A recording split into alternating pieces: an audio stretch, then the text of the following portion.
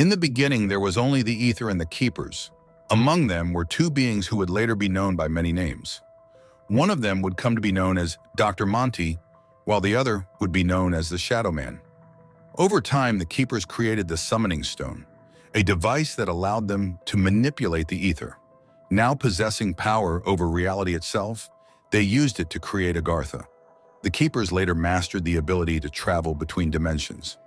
At a certain point, some Keepers, including the Shadow Man, began to experiment with the Dark Aether, an energy that exists beneath creation. The Dark Aether corrupted and consumed their souls, and the corrupted Keepers became known as the Apothicons.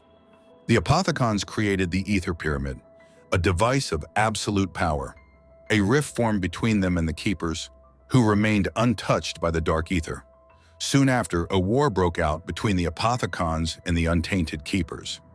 Facing defeat, the Apothicons hid the Aether Pyramid on a moon in one of the newly discovered dimensions.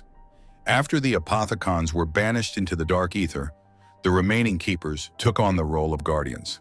Trapped in the Dark Aether, the Apothicons evolved over eons into twisted creatures that bore little resemblance to their Keeper brethren. Their greatest desire was to return to Agartha. By September 5th AD, the Apothicons knew that Earth held a gateway to Agartha. They sent meteorites containing element 115 to the planet across various dimensions through space and time.